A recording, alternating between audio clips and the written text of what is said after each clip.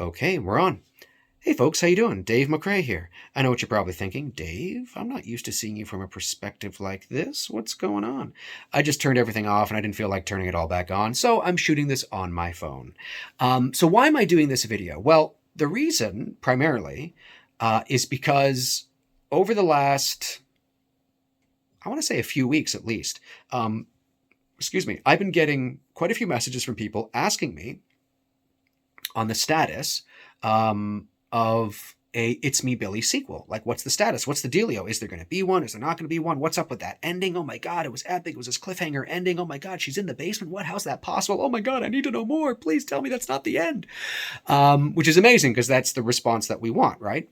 And I thought, you know what? I have talked about this before, but it's always in the middle of some show that's not the main topic and all that kind of stuff. So I don't really have anything I can point somebody to, and there's nothing on my channel where the algorithms can pick it up. So I thought, let me talk about it here.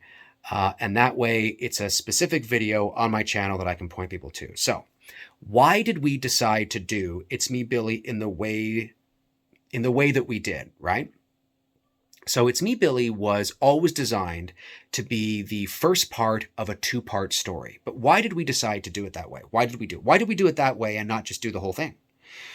Well, there's a few reasons. The first reason is because Bruce and I knew that we wanted to utilize our resources and our connections working in the industry here in Toronto to make a real movie, right? So what do I mean by that? Well, we wanted to hire a professional crew, shoot on cinematic cameras, use professional equipment, right? Go professional through and through. We wanted to make a real movie. That's why the movie looks the way it does and sounds the way it does, right?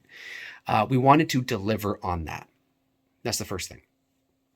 And that costs a lot of money. The second thing is we wanted to, we knew that this was a Black Christmas fan film. And Black Christmas isn't Friday the 13th. It's not A Nightmare on Elm Street. It's not Halloween. It's not Scream, right? It doesn't have the pop culture footprint. It's not embedded into the pop culture zeitgeist like those other IPs are. It's a cult film. It doesn't have a series. I mean, it's got one film and two remakes, but the remakes aren't very good. And even the original film, although I like it, and I think it's amazing, it's one of my favorite horror movies of all time, and it's a classic, it's divisive. Not a lot of people like it. I mean, some people think it's dated and it's boring and they might respect it for what it's done, but, kind of thing, right? So we needed to get people to care about a Black Christmas fan film. There had never been one before. I mean, there have been a few little sort of amateur home movie type things, but nothing of this kind of quality. So we knew we were behind the eight ball to get people to care about it, let alone raise, $130,000, which is what we would have had to have raised to do the whole story, essentially.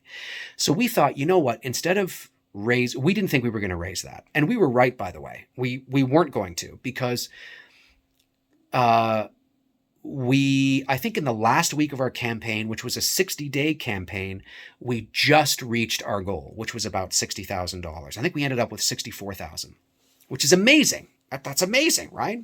Canadian. 64,000 Canadian, which is about 47,000 US or something. So we were right. We wouldn't have achieved that. So before we launched the campaign, we said to ourselves, why not we looked at the story and we thought, here's a moment in the story that is like epic, right? And we thought, this is a great cliffhanger ending. It's like the ending of an episode, right? Like think of it like the pilot episode of a two-part story. And we thought, if done right, if we deliver on everything else, then this should be an ending that people will go, oh my, what? She said, no, I need to know more, right? And then they'd be excited because we've delivered on the quality that we promised, and they'd be excited to know more and want to donate to help us finish it. So that's why we decided to do it the way we did. Is because, if this was a Halloween fan film, we probably would have rolled the dice and asked for $130,000. But Bruce and I, although we work in the industry, we don't have films ourselves because I've been working primarily as not primarily I have, as a full-time professional voice actor. Bruce has been working on the corporate side of the film industry.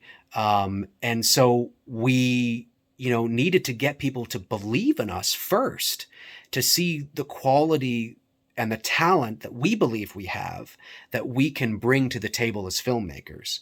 So we needed to show you guys first before we're asking for something huge, right? And hopefully we were able to achieve that.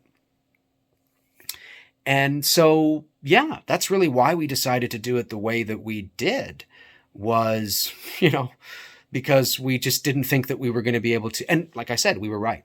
So now in regards to a sequel, we would love to do the sequel. We would. Yes, Bruce and I would definitely love to complete the story. We want to complete the arcs of these characters, because the conclusion would be Jess and Sam versus Billy and Agnes. And we want to bring that epic conclusion to you. However, the movie has only been online for 11 months at the moment.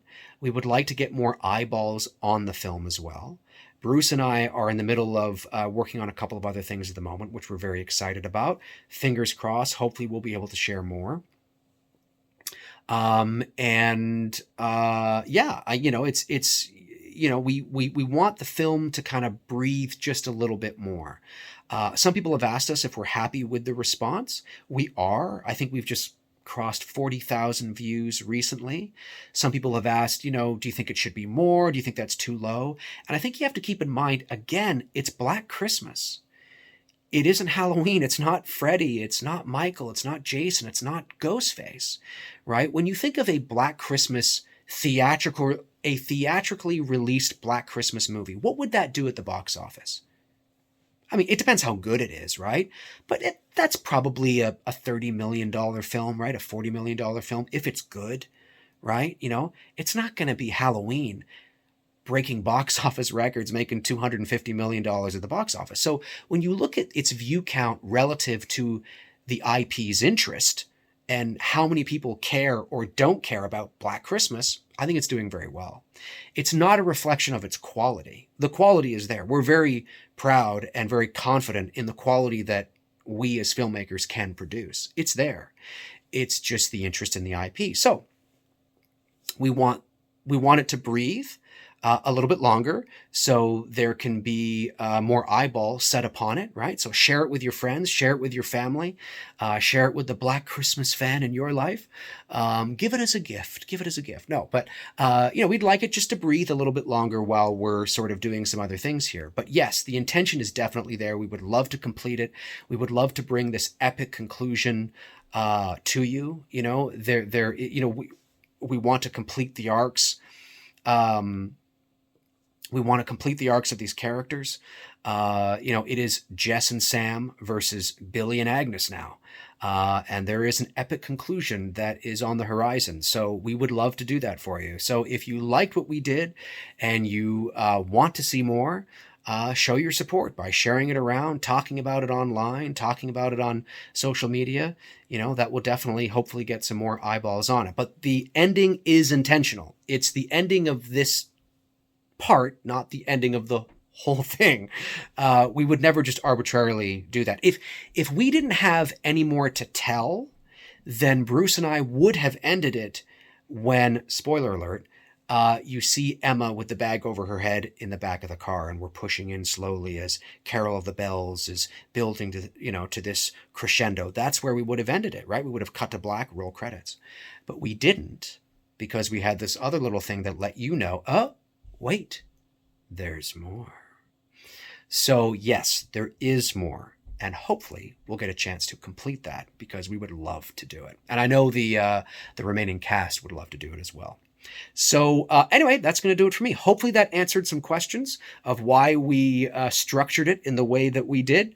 And just let me know your thoughts below. All right. In the meantime and in between time, cheers.